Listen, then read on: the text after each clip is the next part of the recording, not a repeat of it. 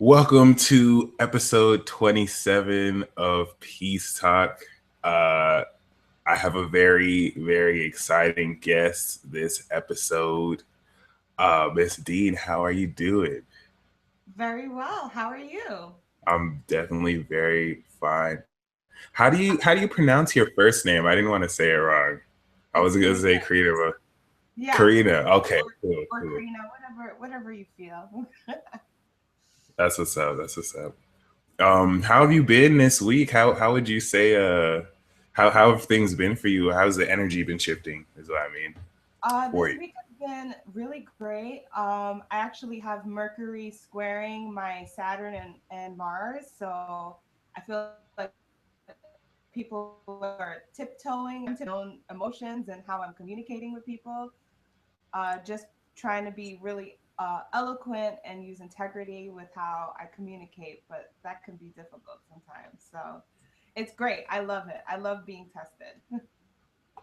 Oh yeah, that's a great attitude. It definitely could be hard to handle the integrity. How do you navigate, wanting to do what is right between what you really feel, which may not be so kind or politically correct? Um, how do I navigate that? One of the things that I've changed on my journey is the concept of good and bad. And so I kind of look at things in a way of just light and dark. So sometimes the dark part of me that I'm revealing people can't handle, they'll see that as politically incorrect. But I just use that as my way to channel self expression and individuality. So my biggest thing is just not have fear and own the moment and then let it go because that's how the universe works. Very wise, definitely wise indeed. For those watching, by the way, what's your sun, moon, and rising sign? My sun is Taurus. I'm right on the cusp. I'm 2 degrees Taurus. So I also study the Eastern charts and 13 signs, in which I would be in Aries. I'm Moon in Gemini and a Libra rising. Oh, nice. Okay, And I that's know that awesome. you So are. you definitely got a lot of air there. That's really awesome. I do. I have a lot of air. Yes. And you're a Taurus rising, was it? Yeah, I'm Taurus rising. Yeah, Lovely, lovely. And what's your moon sign again? Capricorn moon. Oh, yes, Capricorns. They're here to make it all happen for us. We got to. I think that's cool. We got like you have like a Earth, Sun, and a air, moon, and rising, and I'm like inverse. That's pretty awesome. How do you how do you Exactly, exactly. how do you feel that Earth energy kind of differs when it's anchored in the sun, but then you have like how does the air energy you have help your Earth? Well, I think that allows me to be a little less rigid. I do have an ability to keep myself grounded, but especially the moon in Gemini, when I really started to get into astrology and understanding moon in Gemini, I was like, yeah, like that's me. I don't always feel like that stagnant or like stubborn Taurus that is cliched. So the air energy allows me to really be able to see different perspectives, be able to dabble into different things, a lot more than just having that strong grounded Taurus energy. Okay. Yeah, I definitely can relate to that. I notice the Earth I have makes me a lot less the outgoing, talkative Gemini, like most Geminis, but you still retain the qualities.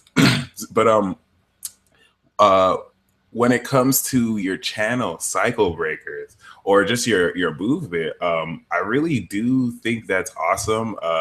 Could you tell us more about like what cycle breakers is about and you as well, like what kind of content and message do you share on your channel? Oh, great question. Psycho Breakers came to me during my Saturn return, and I had some issues that I was uh, going through, as most people are during that time in their life. And I came to actually a reader who helped me to understand that a part of my work is to break karmic cycles. And so during my Saturn return was when I created Cycle Breakers, because I was already deep in studying the occult. I was really at this point trying to understand the concept of star seeds. And then at the same time, working through my Saturn return. So Cycle Breakers is tied to the concept of breaking cycles, karmic cycles that no longer serve us, as well as the study of the star seeds.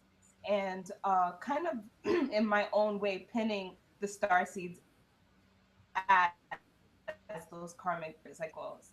The YouTube channel that I have is more personally carved out for me through my experience in life. So it does touch a lot on racial issues, which has always been big for me. But also going into, I focus a lot on the Saturn return. That's how I started the channel, and helping people as they bridge through this time, because I feel that the Saturn return is the true test of maturity and adulthood. Hmm. In civilization, we're known it to be 18 and 21, but these are usually still times where we're sensitive, we're still understanding childhood, getting to understand who we are, still attached to authority figures in our 20s. So Saturn return is truly the time where we really come, I feel, into manifestation of the chart. So the channel focuses on people who are making that bridge, walking over that bridge, as well as even just my perspectives and studies on society, and just breaking down or challenging the conditions that people against the grain. And take, for instance, money. I'm working on a video about money and really trying to change the mindset and perspective of money and how it has so much control and hold over us. So I hope that makes some sort of sense. No, it makes a lot of sense. A whole great deal of sense too. I'm actually interested. Where's your south and north node in?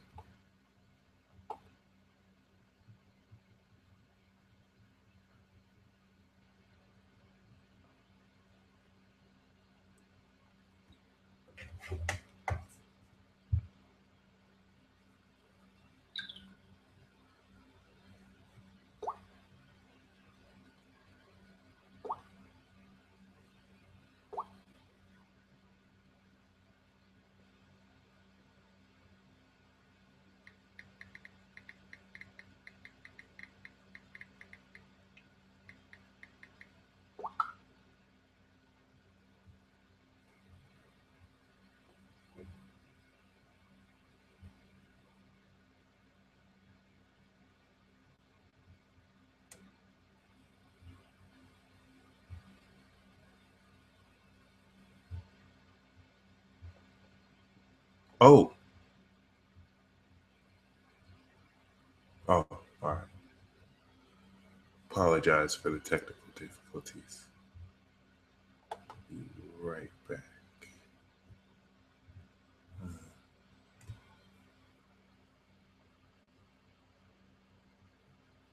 Okie dokie. One momento.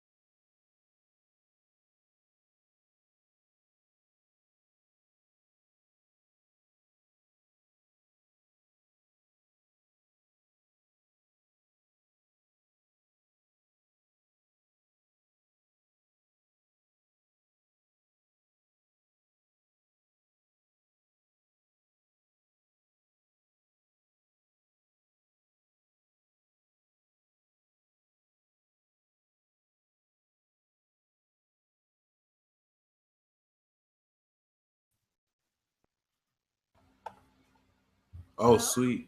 We got you back. Awesome. Sorry about that. I'm not No, sure what that's all good. But yeah, what sign is your south and north node? my south node is Scorpio, north node is Taurus. So but the north node is in the eighth house and south node is in the second house. Oh, so that makes so much sense. That's totally karmic transformation. I've noticed something about north nodes conjunct suns. Y'all are so like powerful. Like I noticed a lot of people with that conjunction you really do have the power over, you know, destiny and karma period. How do you feel that like eighth house influence kind of shakes things up? Is really quite a position, and I find that I find that my relationships are going to either be just really non-existent or very intense with a heavy eighth house, as I find it to be. You have Venus there Um, too? I have Venus in the seventh Oh, okay. In Taurus? in Aries. In Aries, okay. hmm So the eighth house kind of that's really where I need to go really deep, get down to the root of things, and or I'm kind of just stuck and really like lost. So a lot of people might see me as really intense and like I'm always like rah to them, but that's kind of where I need to be. The passion needs to dig deep and go dark, or I kind of like feel like I'm in jail. I feel like I'm lost and everything's just too superficial for me. Yeah, it definitely could be tough. But that'll be interesting to see how the energy progresses for you for sure. And then you had your Saturn return in Scorpio. That's right. Yep. How was that? What is a how is the Scorpio flavor of the return? I like how you mentioned that it totally brings out the manifestation of what's chart. Yes. Um, Saturn return in Scorpio sexuality and looking at the lack of development of my own sexuality. Truly, there's not quite a solution at the end of the return, but there's a strong desire to start making moves. So Saturn return had a lot to do with me having to look in the past, having to address issues that happened in the past. I made a video called Your Truth Story. And I specifically for Saturn return in all to really look at the truth of the past was a part of the journey and it wasn't fun.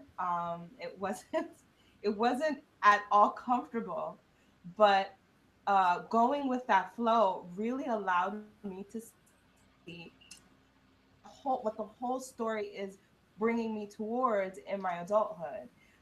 So Saturn return is really beautiful because you start to see where it is that you're moving towards. Everything starts to come together. Like pieces of the puzzle start to come together, and things like, past trauma and childhood trauma. I was really able to own some issues that I went through by addressing it and then by saying, well, this is what I had to go through so that I could be who it is that I'm supposed to be. So Saturn return really matures you. I feel in Scorpio and for that generation, a lot of that generation goes through like a muck. And like for most of the 20s, we're kind of like in the dark completely. And then Saturn return comes, and then we just have to start making those moves to like to rebirth, to come out of that muck. And I feel that a lot of my peers kind of felt that way too. So it's like you're coming alive. For us, it was like we're coming alive. When is your Saturn return going to be? My Saturn return is gonna be 2018, 2017 through like 2019 because it's in Capricorn, but it's like at the tail end of Capricorn, so it'll reach there and then it'll retrograde and then it'll go past again. So it's definitely Indeed. interesting. I'm looking forward to that a whole lot. But yeah, on the tip of cycle breaking, like I have been peeping some of your posts for a while, and I just like how you're not afraid to like stand for certain issues that, you know, certain people are kind of wishy-washy on because they don't want to offend a certain person. Like, you really are here to end certain cycles forever. What are like three main branches or three main cycles that you're focusing on breaking, or three topics that are most you're most passionate about, like really transforming? Oh, that's a great question. Three only? Only three? Okay. I like that. Um, I would have to say that I'd have to put these two together, even though they're separate. But the divine feminine, bringing out the sexuality and sensuality of the feminine energy. And this is not one that I necessarily have all the solutions to, but it's something that I'm very passionate about and discovering. Also, racism and the issue with the people of the sun and how we have kind of lost our way. And I really identify with Black people. When I was in student government in college, like I ran like my own thing, and like I was kind of like, I would say a little like I had the info, but just not enough. So at this point in my life, I've really been able to tap into the spirituality. So Hmm. what I want to bring is our spirituality back to the forefront to help find that confidence, that sense of self-worth, and to get us over the hump of being inferior. Basically, that's one of my biggest passions. So astrology, numerology, decoding things is also a part of that African spirituality that I really want to make those connections for anyone who's interested in knowing more. um, so I guess those would be those would be feminism or feminine, divine feminine, all the occult practices, numerology, astrology, and helping the people of the sun, melanated beings, find their way back, and as well as just breaking down even the political structures. I don't necessarily find it to be wrong, but I do tackle the media big time because I feel like I see a little bit outside of the media. So a lot of my work is putting them on the like putting them in center stage and just dethroning the media because of its programming and conditioning. And I really feel like that it was like one of the first steps for people to break their own see that external forces can determine how they perceive things, Hmm. if that makes sense. Definitely, definitely. I'm really interested in the divine feminine for sure. Could you break down where you think we're headed with it now? Like, how do you personally define the divine feminine, and how where do you think it is now and where it's going as far as awakening? Um, well, first I would say where we are, and I feel that we are actually at the peak of masculinity.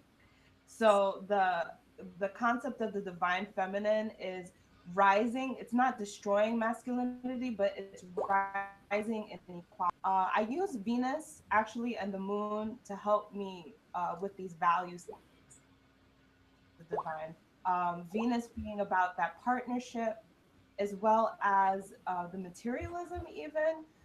I feel that the concepts of the feminine are only subjugated to materialism.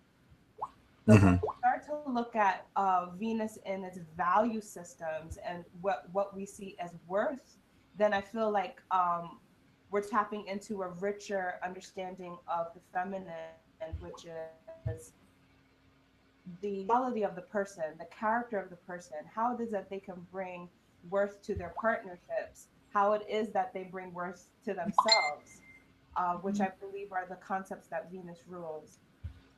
The moon, for me, helps me to understand the darkness, and I believe that the feminine qualities have to do with the the dark, and the moon reflects the light. So a lot of these issues, like the people have issues with emotions.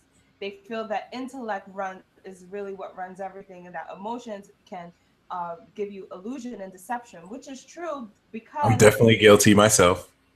because because we have not been able to translate the emotions, Hmm. because they deceive us with the really can take the ego in a different place.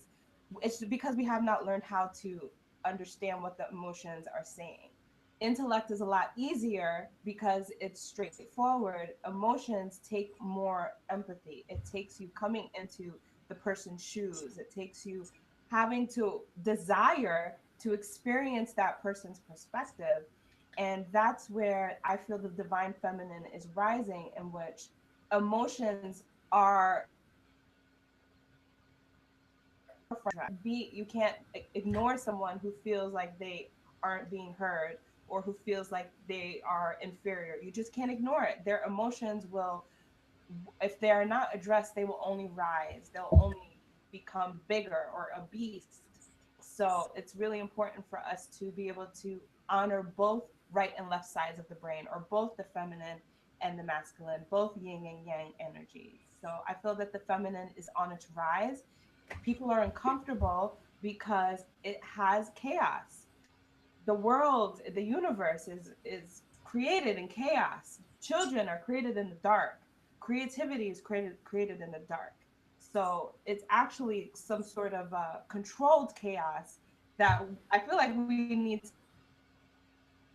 to kind of and eyes of the divine feminine is going to feel like, because it's been oppressed for so long. Yeah, um, totally resonate. I like how you mentioned about emotions and how, it's not necessarily that they are lies, but we may interpret them the wrong way. And so we just don't understand what is really being said. So as we understand and embrace the divine feminine more, then we'd have a more better understanding of our occult emotions, or just emotions in general. Would you say? Exactly. We can interpret the emotions, our own and others.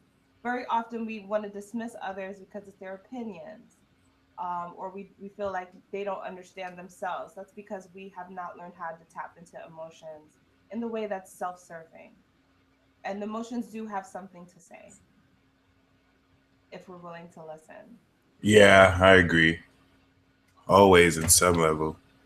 Um, well, that's really awesome. I've always been perplexed about the divine feminine. I mean, I'm sure everyone has, but it it's still. I like how you said like it's masculinity has hit the peak, and then the feminine is rising, and then of course the greatest that you said was just because it's rising, it's not trying to bring down masculinity too. It's unfortunately a lot of people don't. I don't know. Some people just don't want to accept that. I guess they're caught in a us versus them kind of mentality. But Yes. let's play a game. Let's take turns asking each other three questions. You can ask me any three questions. I'll ask you any three questions. And yeah, you can start off. Well, you'll ask me a question, I'll answer it, and then I'll ask you. But yeah. Okay. Awesome. Okay. Um, the first question that I have is, what was the first aspect of your chart that you really resonated with when you started to begin astrology? Oh my gosh, that's such an amazing question. I would have to say, without a doubt, it used to be Venus in the 12th because Venus rules my chart, so I could just totally resonate with. I live my whole life like fantasizing love and being attracted to people who I can't be with, or who are unavailable. But I would say actually I resonate most now with my moon conjunct Saturn because I'm really starting to awaken. That energy is more mature, so I'll be more aware of it during my Saturn return. But I'm really starting to understand how it really like moon in Capricorn enough, will make me not want to express emotions. But when Saturn is there, it's like a willingness to like no, like I'm not gonna do it. So I'm learning to embrace it and to actually see it as a good thing and really resonate with it now. Like actually know how to work with the pros and cons and whatnot. My question to you would be, what is um would you rather be with someone who is more patient or more passionate? If you had to choose between stability and patience or passion, not like the passionate person is unstable, but you know, they're not as stable as the patient person. Right. It's true. I'm gonna have to say that I would probably desire a more passionate person, Mm-hmm. but because I am a fiery ball of passion, a patient partner is actually probably more suitable for my own energy. Okay. So I guess if that would be my answer. All right. Definitely wise.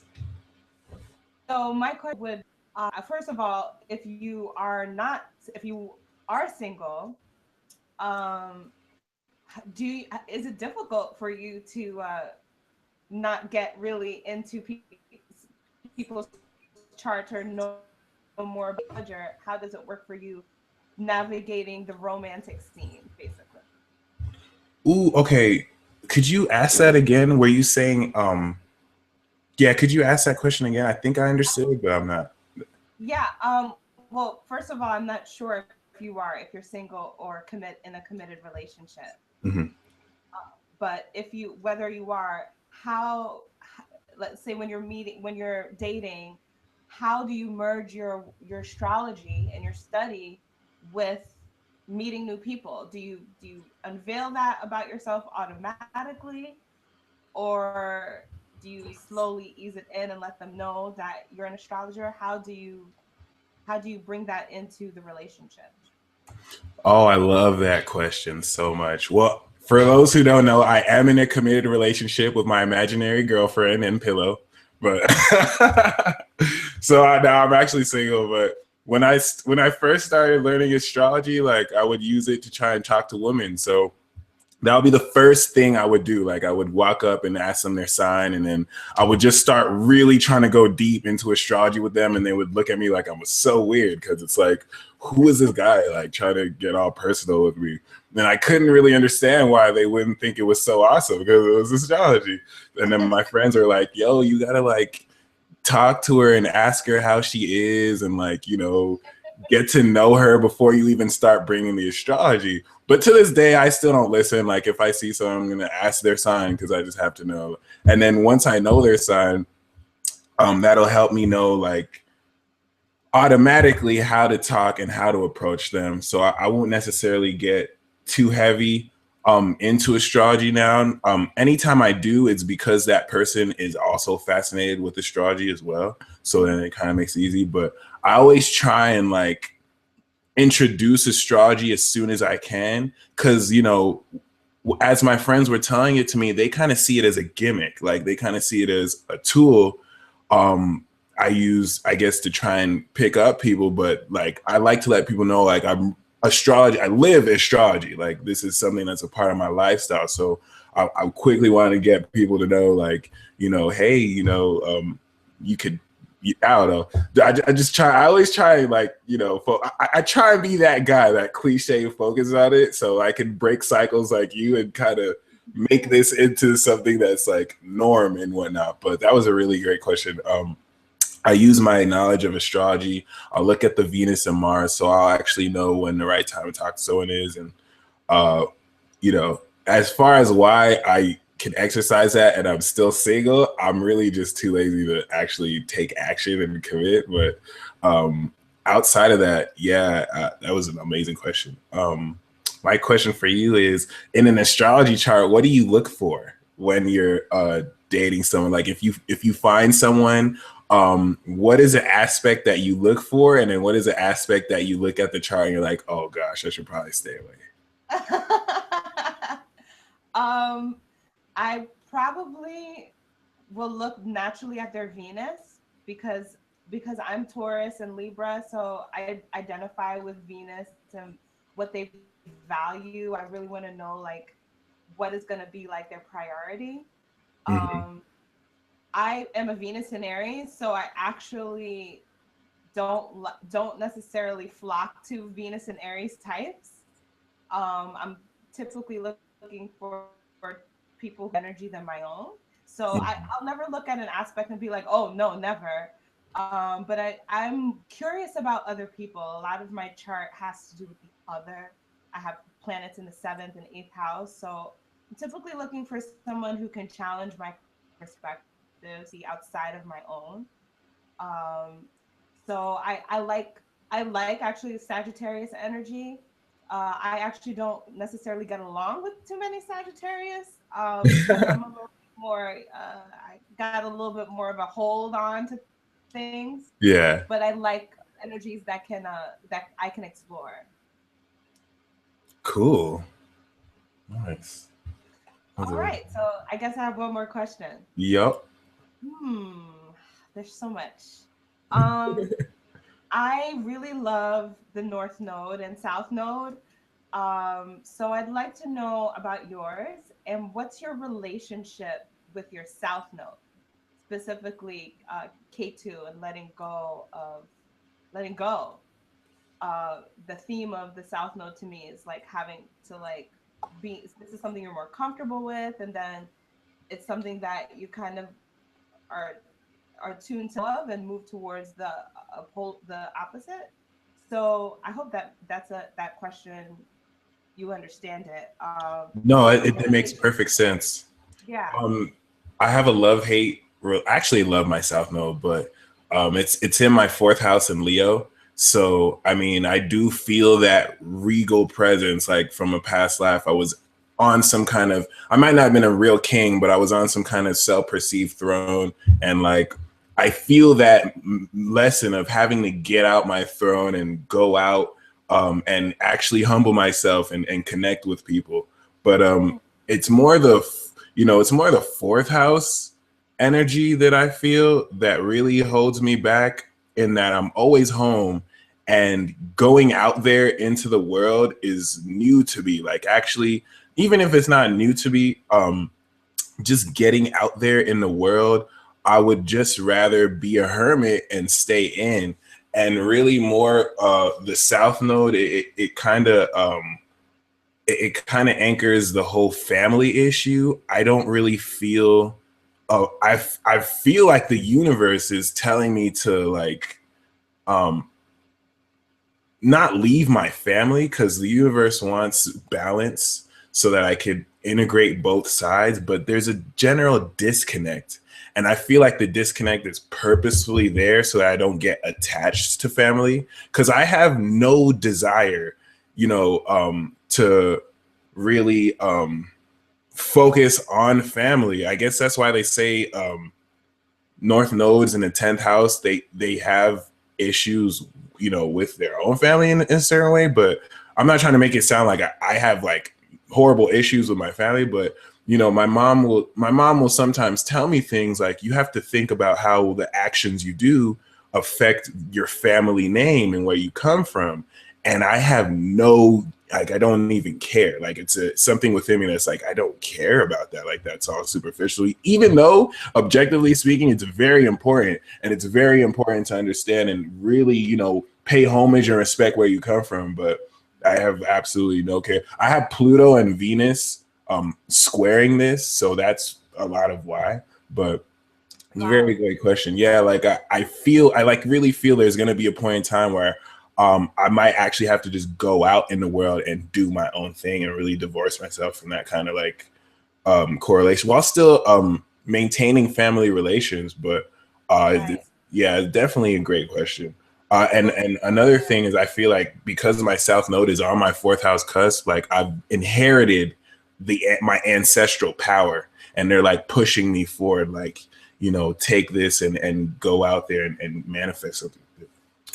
My last question for you would be, I know there's a lot I know I would have, but what is the one trait in someone that completely turns you off and you feel you just cannot stand within somebody?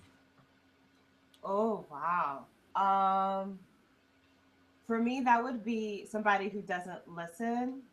Um, I feel that people hear, but I don't feel that people really stop to sit and think and take in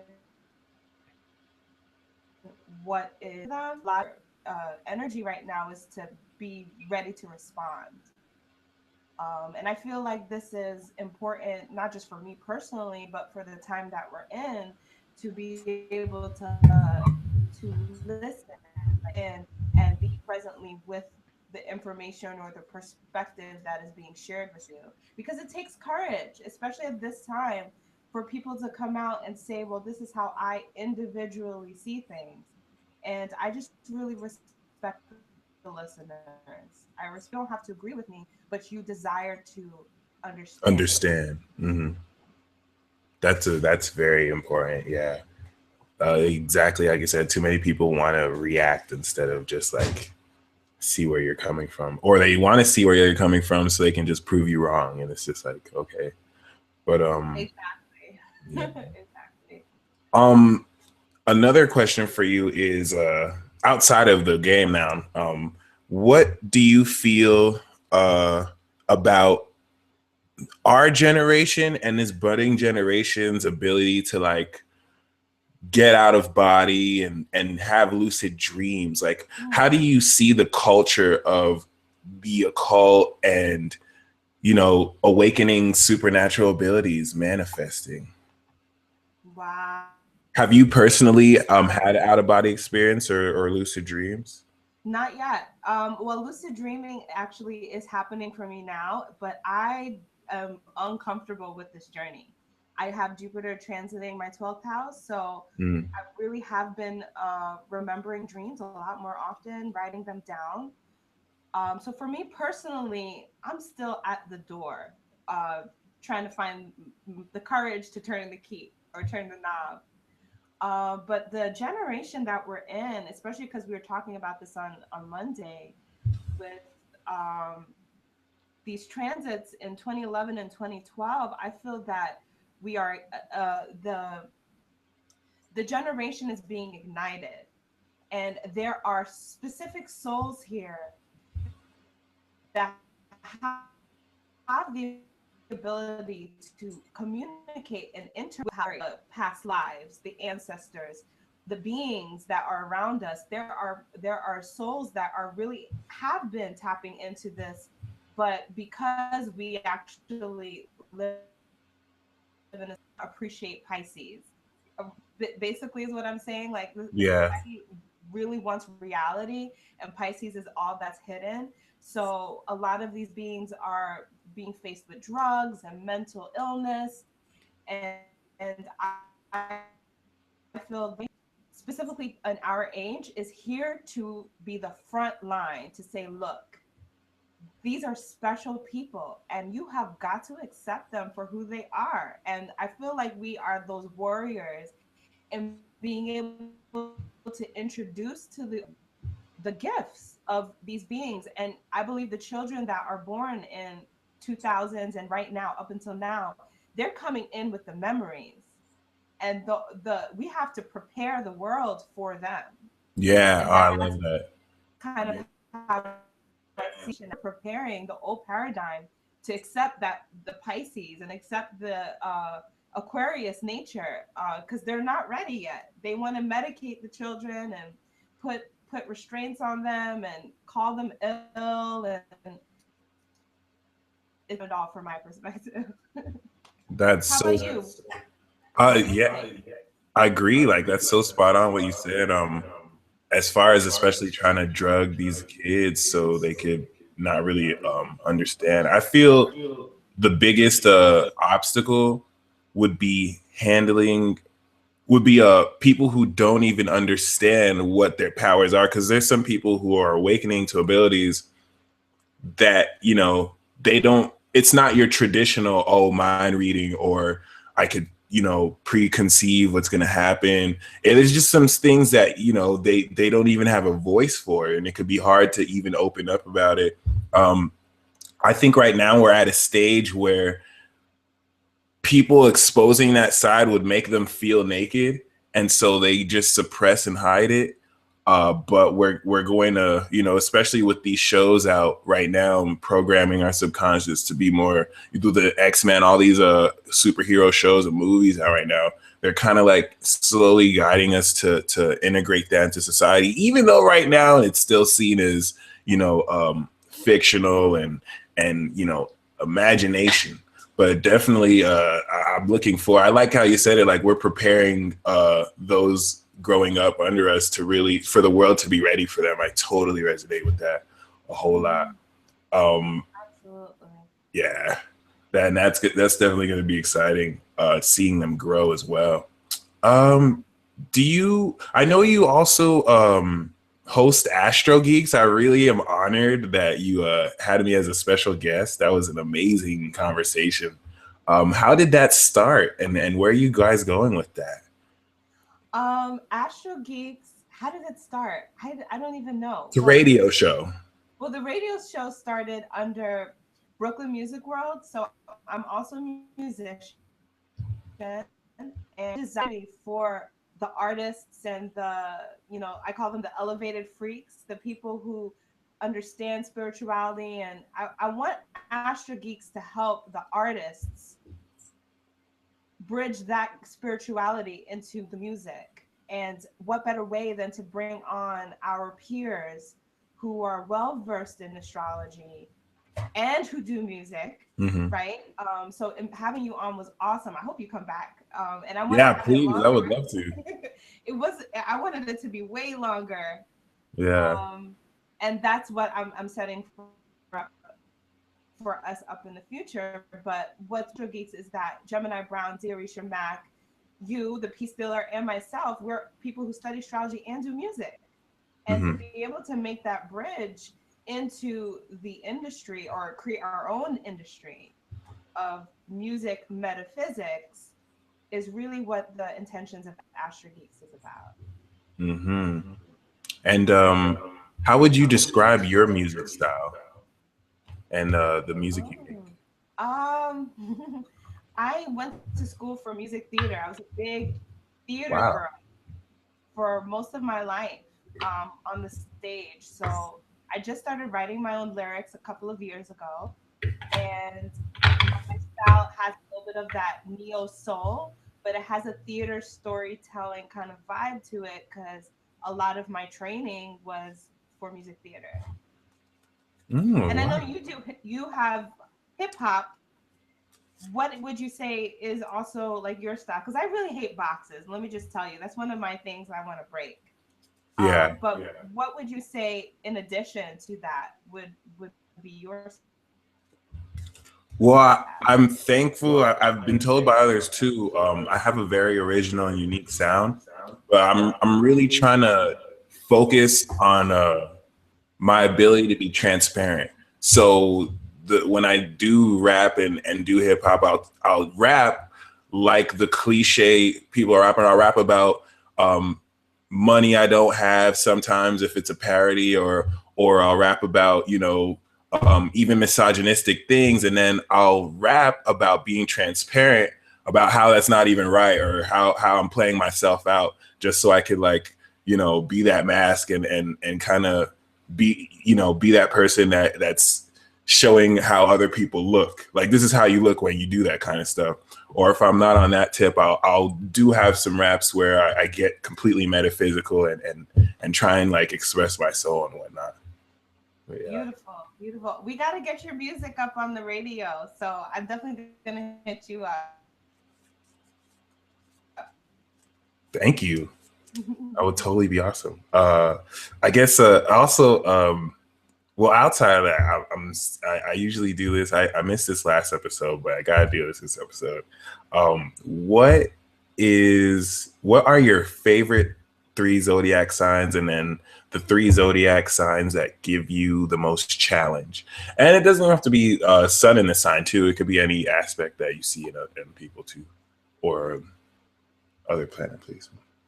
Okay. I'll just keep it basic because I'm an eternal student. I do not have all the answers. So there are signs that keep me puzzled still. Mm-hmm. So let me start with my favorites first. My favorites is Pisces. I have Pisces in the sixth house, so I'm surrounded by Pisces. And Ah. also Taurus and Pisces is a karmic relationship. So I really identify with that energy because it's about the hidden. Because a lot of people don't understand the energy, I'm always like trying to explain to people about their Pisces partners and tell them like, look, like you got to accept them for who they are. They've done this already. All right, calm down. I love Pisces. I also, let's see. I also really love, this is hard. um, I'm gonna say that I really do love Aries. I love fire. I feel that people are very, very scared from fire. People who are passionate, it's almost like specifically, I have a lot of fire energy, and I'm always trying to like tell people like, look, I'm still a good person. I just got to channel this fire. So I really love Aries because I understand the need to go and like to just initiate and to make things happen. And nothing would happen if people didn't have that. I just got to do it right now, and I got to jump in. So I really identify and do have a special place for Aries. And have third, it's because it's such. Well, I have a deep eighth house, so I feel like a deep personal connection to Scorpio. The need to like go deep, the intensity, the value systems of sexuality. I really do Scorpio. The signs or the energies that still keep me puzzled: Cancer, specifically Cancer men. I need to just be around more of them to understand them. That's They're how I feel. players. Are they players? Yeah, they're complete players. I, The problem with Cancer men is they attract women that want to be their girlfriend, but they're just trying to have one night stands. well, there we You go. wouldn't think that, right? I wouldn't think that, Yeah. especially because I their life. Mm-hmm. I don't know. Understanding cancer. My mother. I'm still trying to understand mom myself. Leo, I think Leos are creative, but I feel that Leos put up a front like they're stronger than they really are. So Leos have the sensitivity about them, similar to Cancer, in which like I'm always like because I'm so fiery, I'm just like what like you didn't get it like that I don't understand. Let me back. You're more sensitive, Leo. Um, Lastly, Aquarius. But I'm really curious about Aquarius. Like I really want to sit down and see what goes on in the mind of an Aquarius because I know it's like no other. And I'm always just intrigued. I'll just sit back and just listen to them talk because I am unfamiliar with that energy, but they're very electric and their need to serve actually I feel like goes unnoticed sometimes with Aquarius, but to me they are one of the biggest servers of humanity. So I really am just really curious about the Aquarius energy. I totally agree. Aquarius is an underrated server. I think sometimes they don't like to. Some Aquariuses don't like to make it look like they're serving. Kind of like they want to look cool. Not like they want to look cool, but they don't want to look like the hero. They just kind of want to make it look like, this is what I do. And I was just joking about Cancer Man. Like they're players, but not all of them. But to close, how can people contact you, especially if you offer readings?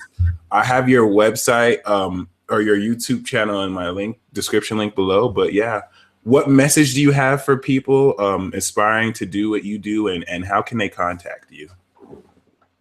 My message to everyone is to know your role. And that's what's really beautiful about astrology, because we're all here to serve a purpose, to tell.